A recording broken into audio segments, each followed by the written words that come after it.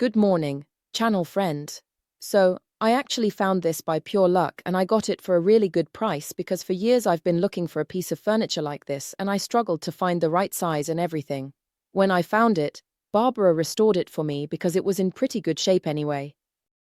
And look what's under here. Voila! It's a gaming table, but it's in really bad shape. In fact, I got it for just a few euros, but more importantly, Barbara told me it would be almost impossible to restore. Now, nothing is ever truly impossible, but when a skilled restorer tells me it's nearly impossible, I believe her. The briar is lifted in several places. Here it's even completely raised. The most challenging part is that on the inside edge, where the briar is missing, there are holes, making it really difficult to restore it to its former glory. If someone loves briar wood in its entirety, it's obvious they'll give it a go. Today, though, I want to make it elegant and contemporary so it can fit into very modern homes. But when you get the urge to play a game of Baracco or Christmas Pinacla, you need the right table. So, let's fix it up for a beautiful, modern home. Shall we start? Let's start.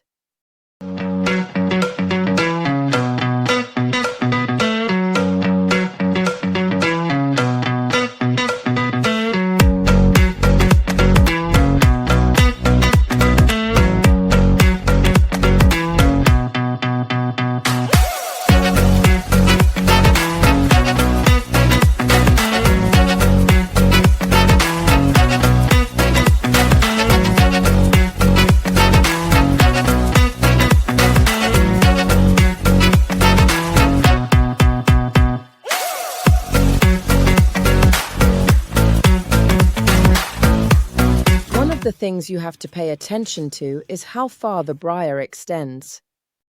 I've noticed here that it cuts at the edge, and that's exactly what I need. I'll remove this tiny layer of existing briar that's all broken to save both the edge and the underlying part. So, heat gun, be careful, mine can go up to 500 to 600 degrees if I set it, but you should stick to 250 to 300, no more. And we start gently removing all this briar, which unfortunately is really beyond saving. A restorer, if they wanted to do this kind of work on a table like this, would change the top briar sheet, so they'd remove it and put a new one on. We're removing it to color it. The glue that's still holding the briar is really old now. So actually, with very little effort, I assure you it comes off easily.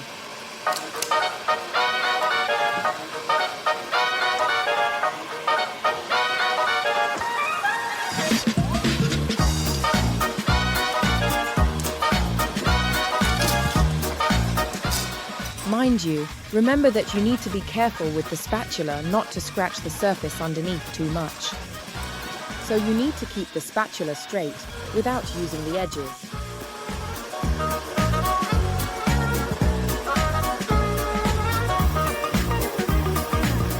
There you go.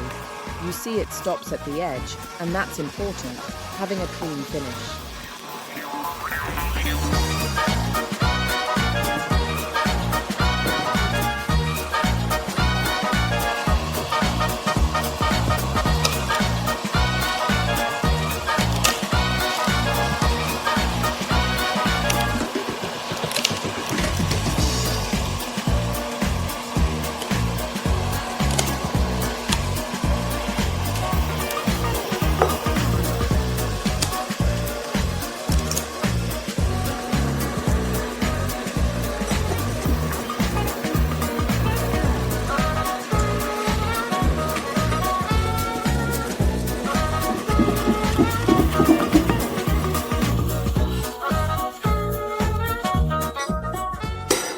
So the hard part is done. We've removed all the briar, but we need to smooth the surface slightly because it's sticky and uneven now.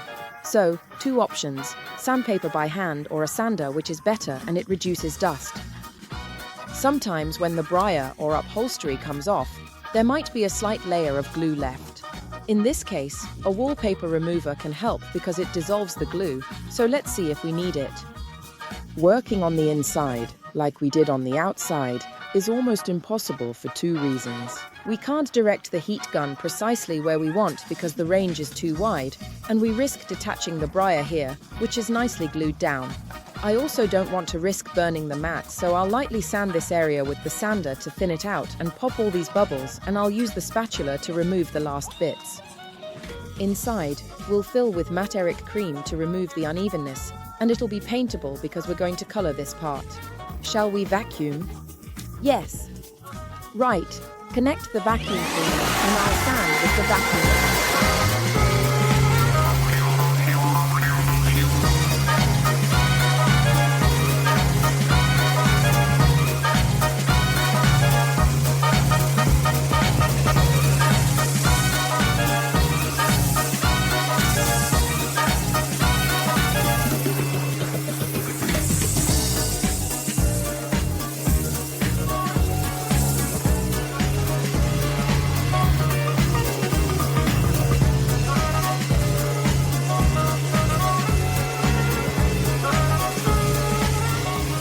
With the Materic Cream, I'm going to fill these holes and these little grooves because we're not going for an antique look. We're not doing a specific style. It'll be very smooth, very linear, and these uneven bits don't look good. It needs to be a very pure and smooth surface. So, with the little spatula in hand, we get closer, go on the little grooves, and try to fix the uneven bits. Of course, you need to be careful and you'll definitely need to sand it down to make sure everything is repaired and the uneven bits aren't noticeable anymore. Now I'll carry on with the other parts of the table, especially trying not to mess up this part of the briar because this part will be colored, but the other part hasn't been decided yet. The Materic Cream is dry. Since it tends to shrink a bit, in some spots we've left a bit more unevenness. But with the sander, we'll remove it anyway. I've got a sander that doesn't make any dust at all, and I connect it to the vacuum cleaner as well. Be careful, don't make dust because we don't want to stain or fill the fabric with impurities. Go. Yes.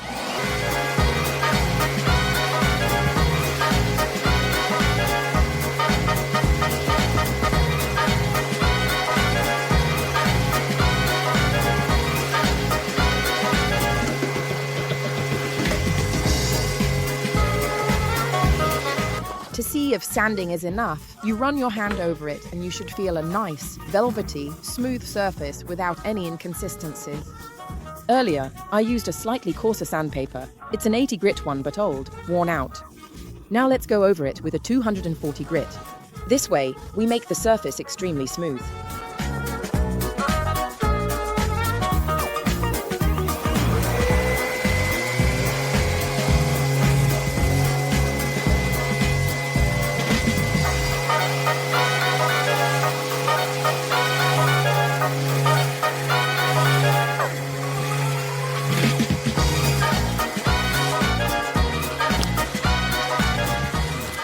Perfect. Now it's super smooth. I can't feel any unevenness, so when I go to paint it, it won't show. Now I'll move to the other side, finish everything off, and then we'll start with the painting. This surface here is a bit sticky and has some rough patches. We don't really like it. It had definitely absorbed a bit of moisture and some ink stains, which as you can see, are still there. We don't really mind it because we're going to paint over it, but always remember that if you don't remove a good part of the ink stains, they might come through the paint. In some cases, we can use some anti-tannin, which is a blocker, a sealant to stop the stains from coming to the surface.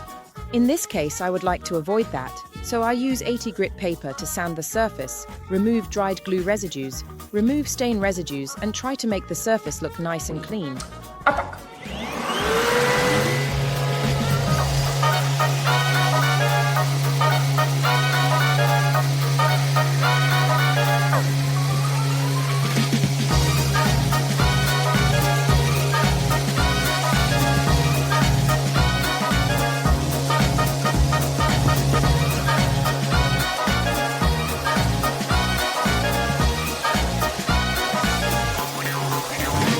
Today we want to surprise you with a crazy sober and elegant style.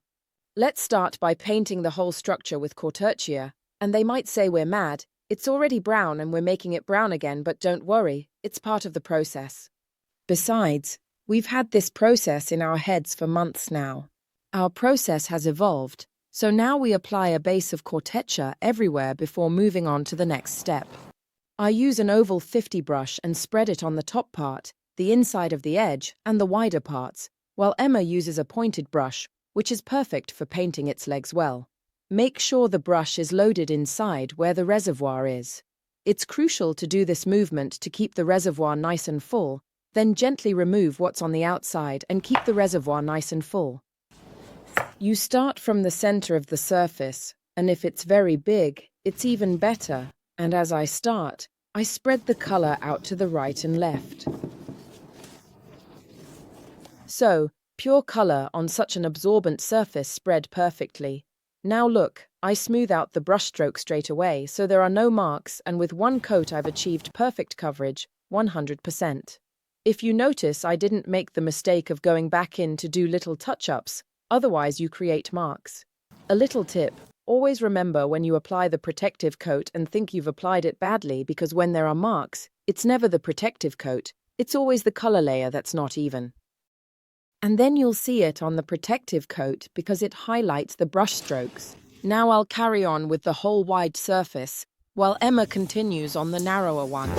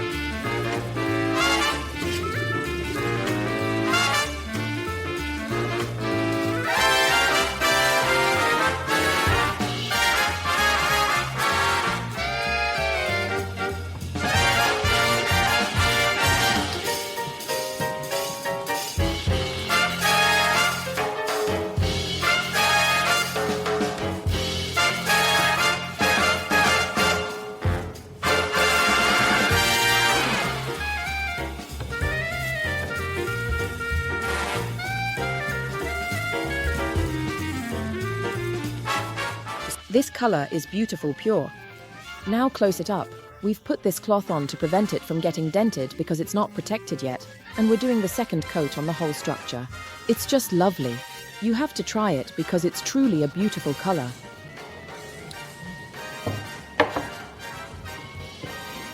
Second coat to finish everything off. Always remember that colors with red in them definitely need 2 full coats. This is because the pigmentation of the shade, to cover well and be 100% deep, needs 2 full coats. This often doesn't happen with other colors, for example with some greens, with some blues.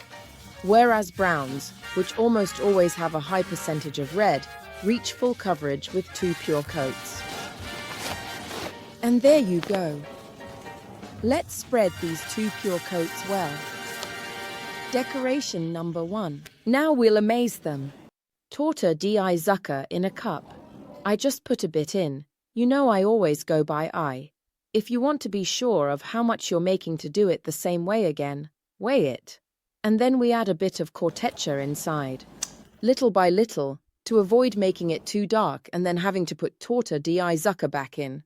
And I make it perfect to create an orange-brown mix. And here we'll see the YouTube views drop because they'll say, "What's she coming up with now?" But you need to stay there, be good, because I assure you it's cool. I want to go slowly because at a certain point it becomes too dark. Let's say that tone on tone might annoy me. Also because now it's wet here, when it dries it cools down a bit and becomes more matte. Should I add or are we good? We should be there. Okay. Now that we've made the color, let's put some masking tape on. Obviously, the technique for making the stripes has a trick to it. And now we're going to show you. First, the tape. On this surface, we'll keep the space for our paper tape because we want all the stripes to be the same. I'll leave you 2 little bits so you can sort out the beginning and the end, right? And I'll start from the bottom. What do you think? Look here. Okay. So this bit will stay brown.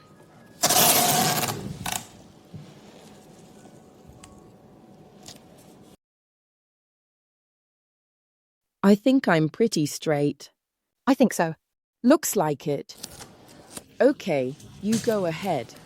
She repositions these two little bits for me so that we can remove them and move them forward later. And I'll carry on. Look here, please. Can you hold this for me? Okay. And I'll go here.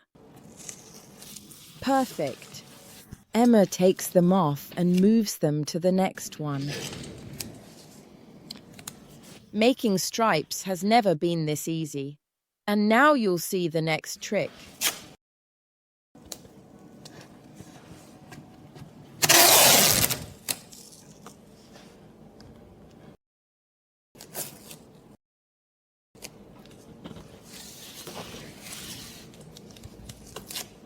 The first trick to make perfect stripes is to go over the masking tape that's just been put down with the same base color very carefully.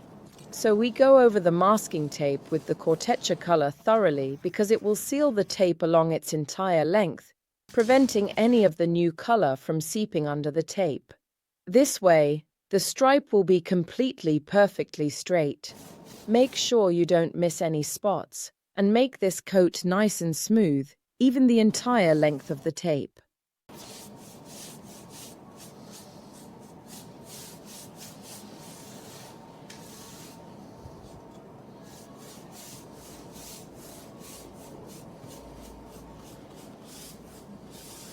Now that the tape is on and the stripes are done properly and precisely, we can start doing our two-tone with our orange. You still don't know how beautiful this little table is going to become. Obviously, spread the color well and precisely, of course, but also smooth it out. Brush it so that it's really nice and clean. The tape should be removed while the paint is still wet. This is to prevent it from taking off the underlying color. Many times we make the mistake of letting the surface dry with the masking tape stuck on and then removing the tape. So, whether it's on walls or furniture, my advice is to remove the tape while the paint is still wet. It'll also help to stop the walls from peeling. Remember that. So let's remove our masking tape, being very careful not to smudge or smear. Carry on.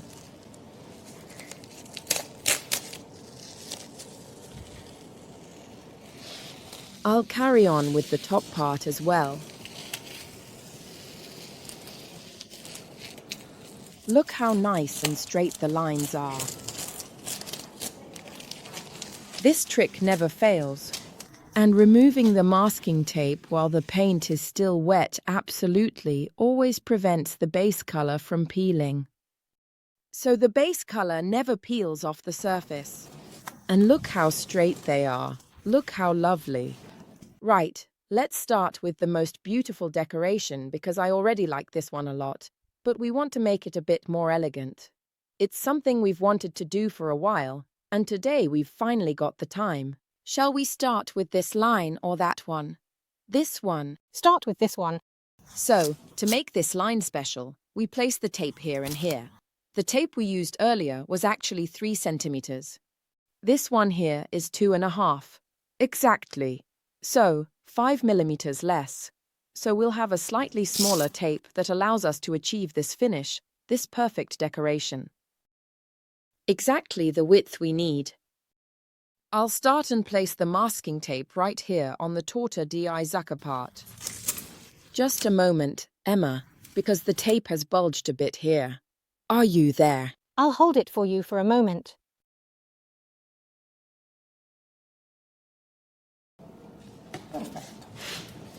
Let's carry on here as well. You really need to put it firmly and precisely. Then, the precision of something handmade is a handmade precision. So, it might have a human error, but that's the beauty of it. Handmade is handmade, and as for the other strip of tape, we carefully stick it right next to this one.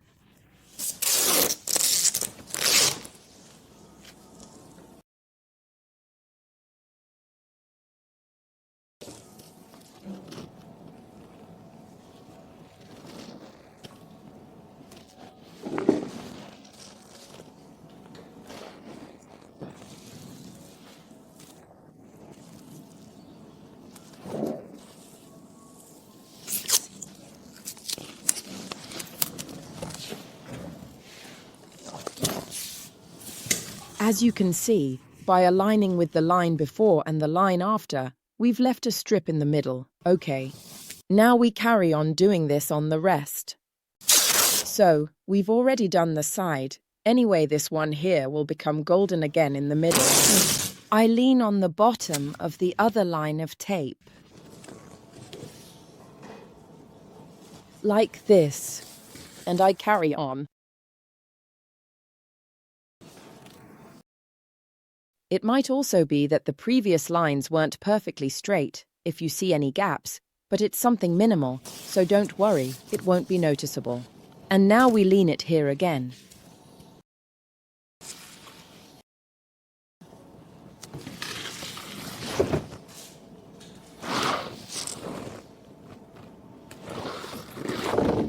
I continue on the whole piece of furniture, and I'll show you the next step with lean far. While I apply lean far with a small brush on the part one want to turn golden, look at what Emma is doing with a pair of scissors. She's cutting little sheets of gold leaf, and this is a crucial step you need to see because no other leaf allows you to do something like this. And why is it essential? Because there are no wastes of any kind. You use exclusively what you need, so there will be no money wasted, no products wasted also. Because we're restoring furniture, it would be ridiculous to waste the gold leaf, our gold leaf, and it will be a nice precise job using the slices Emma is making with the scissors. Now I continue to spread the lean far mission on all my lines. After that, I let the glue set because when it sets, it becomes sticky, and then we glue the leaf on. Remember, if it's hot, it only takes a few minutes, 5 to 6 minutes. The lean far has set, so it's sticky, and before any dust gets on it and it stops being sticky, I'll go ahead and put my leaf on it. Remember this thing. If we want to be precise, we must always remember that once you start applying the leaf, you definitely shouldn't stick anything else on top, like your jumper sleeve or the cat coming over for a cuddle. Otherwise the glue won't stay sticky with the leaf as it will have already picked up the cat's fur. Joking aside, be careful because a mechanical process of glue plus leaf works perfectly, but on this area here where the glue is still sticky, for sure, nothing should go on it, not even dust. You might ask me, Eliza, why do you use gold leaf and not metallic paint? Because it changes everything. It's a bit like talking about something made of real gold and something that's an imitation, like jewelry. They can be extremely nice, but everything changes, doesn't it? And the gold leaf really gives you an amazing, beautiful finish. I carry on like this on all the other lines before removing the tape.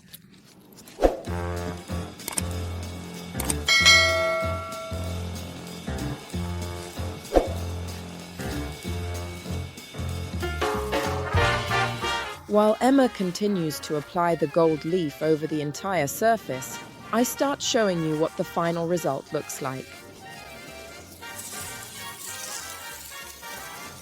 Uno.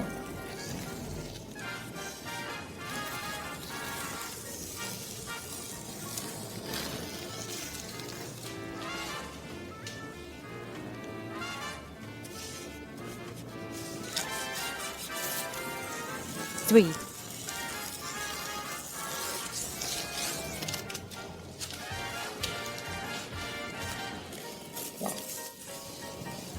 And you can already start to see the result. I can't wait to show you the end because it's really beautiful, elegant. I really like it a lot.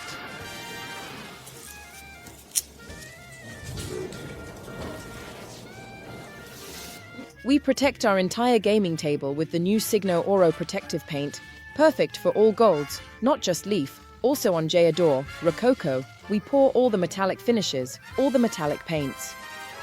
Why? Because it doesn't contain water. It's not a water-based paint, it's a solvent-based protective. One of the few magic paint products that doesn't have water, but it's necessary because the gold leaf obviously has real metal pigments inside, and they would oxidize if we had a water-based paint with water in it. So it shouldn't be diluted with water, and it should be used as it is. We put a little bit in a small bowl. Use a very, very soft brush. I'm getting on well with it now. You can use the Super Silk, the protective paint brush, whatever you like. But always remember one thing. A thick brush has a reservoir. What does that mean? If you need to do very long things, like long surfaces, tables, or whatever, it's better to have a thicker brush and not a thin one, otherwise it leaves more marks. Now I haven't pressed down, the center is full of product. I spread it from the center outwards to the sides, and if you can already see against the light, you'll notice that our gold is spectacular. So there are no marks. It obviously won't become oxidized because it's also protected from wear and scratches. It won't oxidize. It will be perfectly gold. I apply it over the entire surface, obviously not just on the gold parts because we wouldn't manage and it wouldn't make sense either. So this protective paint can certainly also be applied on Magic, but remember not to put it on Magic unless you also have gold.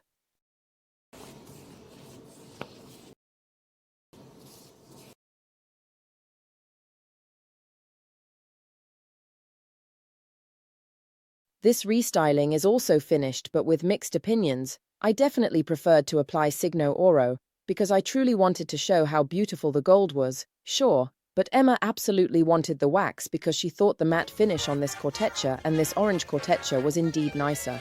Emma's right, but so am I, because I wanted to show you what the gold looked like. I wanted to show you that this golden protective could also be used on colors. Let's say, since it's a gaming table, where you might knock things here and there, have Christmas dinners, the protective paint is perfect. So, actually, I would have liked this color much more in a matte finish too, but to make the gold really golden, you can only use a glossy protective and that's our situation. What could we have done if we wanted to use the glossy protective only on the stripes? Put the tape back on. Do you dare? Would you have done it? We're running late and we didn't feel like putting all the tape back on because it's a project we did in a day. So it can be done in a day, but you have to be a bit precise. Don't drink coffee, have a herbal tea while you're doing these lines. We say goodbye. Let us know in the comments, as always, if you liked it, and remember that even the oldest and most vintage things can become contemporary. Just use the right techniques and understand the style. Shall we say goodbye? Yes. But remember, the products you've seen here can only be found either from Magic Paint retailers on the website www.magicpaint.it or on the only Italian site that sells Magic Paint, which is www.elisa&MagicPaint.com. You won't find it on Amazon. Everything on Amazon is an imitation. Goodbye.